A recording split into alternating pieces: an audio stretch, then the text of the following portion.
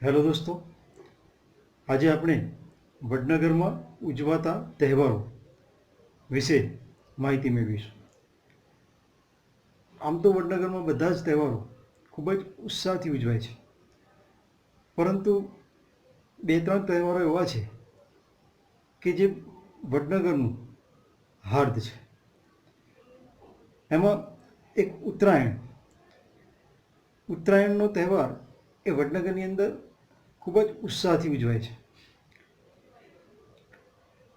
વડનગરના નગર રચનાની વાત કરીએ આપણે તો વડનગરમાં મોટા ભાગે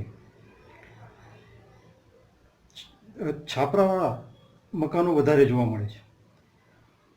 હવે જે નવા મકાનો બને છે એ ધાબાવાળા બને છે, પરંતુ જે જૂના મકાનો છે એ છાપરાવાળા મકાનો છે, અને એમાં પણ ખૂબ જ લાંબા મકાનો હોય છે. કેટલીક વાર તો એવું બને કે એક મકાનમાં પાડોશીની સંખ્યા એ 2 આંકડામાં થઈ જાય, એટલા લાંબા મકાનો વડનગરની અંદર હોય છે. અને આ છાપરાઓ ઉપર ઉત્તરાયણનો તહેવાર ઉજવવાનો એક વિશેષ આનંદ હોય છે. વડનગરમાં ઉત્તરાયણની તહેવારની શરૂઆત એટલે કે એની માટેની તૈયારી એ દિવાળી પછી તરત જ લગભગ થવા માંડે છે. દોરી પાવાનું કામ એ વડનગરની અંદર ઘણો પહેલાંથી થાય છે. કાચ નાખેલું અને દોરીને લીસ્સી બનાવવા માટે અંદર સરેશ નાખેલી લુગદી તૈયાર કરવામાં આવે છે, અને એનાથી દોરી પાવામાં આવે છે.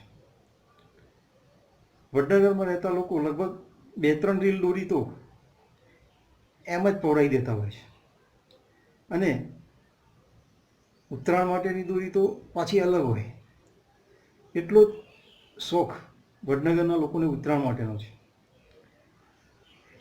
એક ક્રોસ કરી અને દોરી પાવાનું કામ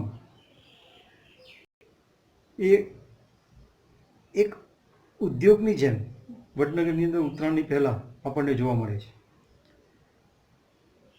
ઉત્તરાયણના અઠવાડિયા પહેલાં જ વડનગરનો બજાર એ દોરી ખરીદવા અને દોરી પાવા વાળા લોકોથી ભરચક થઈ જાય છે. સોકળાટ, ગેંડો એવી જુદી જુદી ટાઈપની દોરીઓ ત્યાં પાવામાં આવે છે. આજુબાજુના વિસ્તારમાંથી પણ લોકો દોરી પવડાવવા માટે વડનગરમાં આવે છે. અને ઉત્તરાયણનો દિવસ તો વડનગર આખું જાણે છાપરાઓ અને ધાબા ઉપર હોય એવું આપણને લાગે. આકાશ એ પતંગોથી છવાઈ જાય છે, અને જાણે વાદળાઓને પણ શોધવા પડે એ હદે પતંગો એ આકાશમાં છવાયેલા હોય છે. ઉત્તરાયણના દિવસે તલ સાંકળી અને એવી મીઠાઈઓ ખાવાનો પણ એક અનેરો ઉત્સાહ હોય છે. બાજુબાજુમાં મકાનો હોવાના કારણે દોરી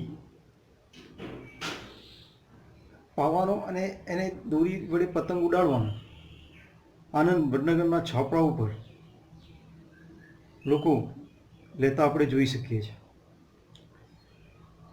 આમ ઉત્તરાયણ એ વડનગર માટે એક અગત્યનો તહેવાર છે. બીજો એક તહેવાર આપણે જોઈએ તો હોળી ધૂળેટીનો છે. વડનગરમાં હોળી ધૂળેટી એ 3 દિવસ સુધી ઉજવાય છે. હોળીના આગલા દિવસે ઘેરિયા ચૌદસ ઉજવવામાં આવે છે. આ દિવસે વડનગરના મોઢવાડાના ચાચરથી તથા અન્ય જગ્યાએથી ઘેરૈયાઓની ટોળી એ વડનગરના મેઇન બજાર કાપડ બજારમાં એકઠી થાય છે, અને ત્યાં એ લોકો ગોળ ફરી અને ઘેર રમે છે. આ ઘેરિયા ચૌદસ એ વડનગરમાં એક મહત્વનો ઉત્સવ છે. એ દિવસે લોકો અપશબ્દો પણ બોલે છે. સ્ત્રી વર્ગ એ ઘરની બહાર જ્યારે ઘેરૈયાઓની ટોળી નીકળે ત્યારે આવતો નથી.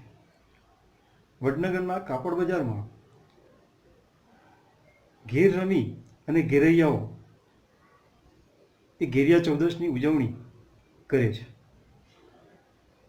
ઘેરિયા ચૌદસના બીજા દિવસે હોળીનું પર્વ આવેલું છે.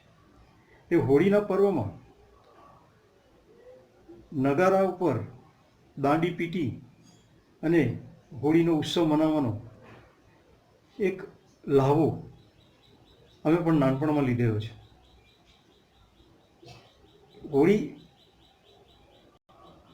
રાત્રે હોળી પ્રગટાવવામાં આવે છે અને એ હોળી પ્રગટાવી અને આજુબાજુ લોકો પ્રદક્ષિણા કરે છે.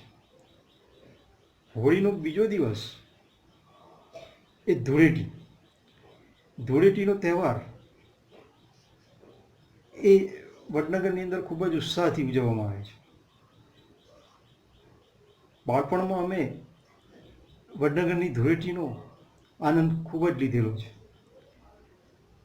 લાલ, પીળા, કેસરી, જાંબુડિયા રંગો એ હોળીનો એક ઉન્માદ અલગ જ હોય છે. અને ધૂળેટી, આ રંગોથી ધૂળેટી રમવાનો આનંદ અને એનો ઉન્માદ એ પણ એક અલગ છે. કેસુડાના રંગે રંગાયેલી હોળી એ વડનગરના યુવાનો માટે અને બાળકો માટે ખૂબ જ આનંદનો તહેવાર છે. હોળીના ધૂળેટીના બપોર પછીનો સમય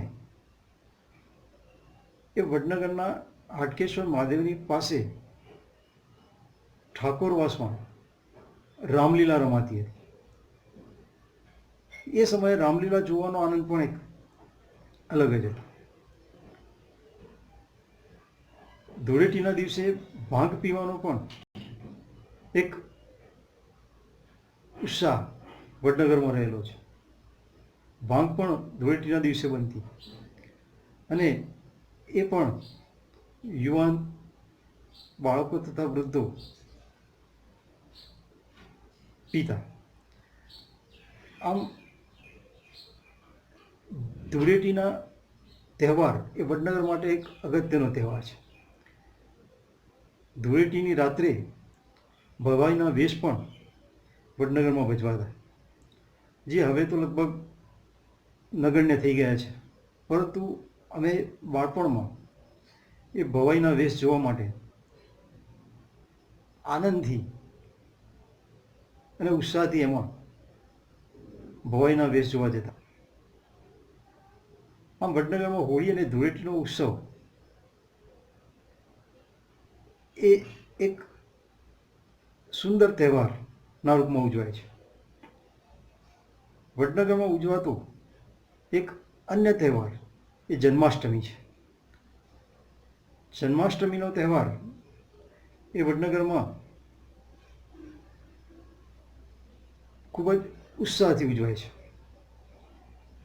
બપોર પછી લોકો દાનેશ્વર કુંભેશ્વર મહાદેવના મંદિરના સાનિધ્યમાં બાણગંગા નદીના કિનારે તથા ગૌરીકુંડની પાસે જ્યાં મેળો ભરાય છે ત્યાં લોકો મેળો માણવા માટે આખું વડનગર ત્યાં ઉમટી પડે છે.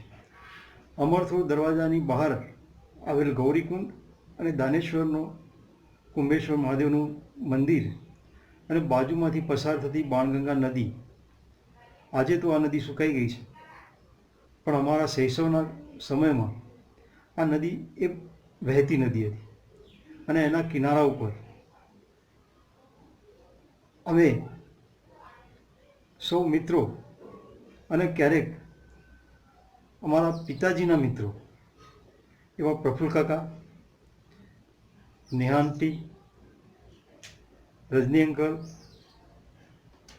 સુમન આંટી તથા અન્ય પિતાજીના મિત્રો તથા એક કૌટુંબિક સભ્યો એવા અમે સૌ જન્માષ્ટમીનો મેળો માણવા માટે ત્યાં આગળ ગૌરીકુંડ તથા દાનેશ્વર કુંભેશ્વરના મહાદેવના સાનિધ્યમાં પહોંચતા. જન્માષ્ટમીના રાત્રે એક ગરબા, એક બાજોટ ઉપર કાનુડાનું એક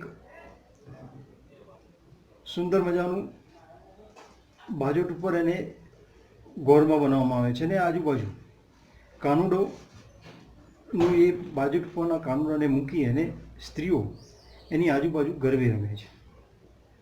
આમ જન્માષ્ટમીનો ઉત્સવ પણ ખૂબ જ આનંદથી વડનગરની અંદર ઉજવાય છે. આમ વડનગરની અંદર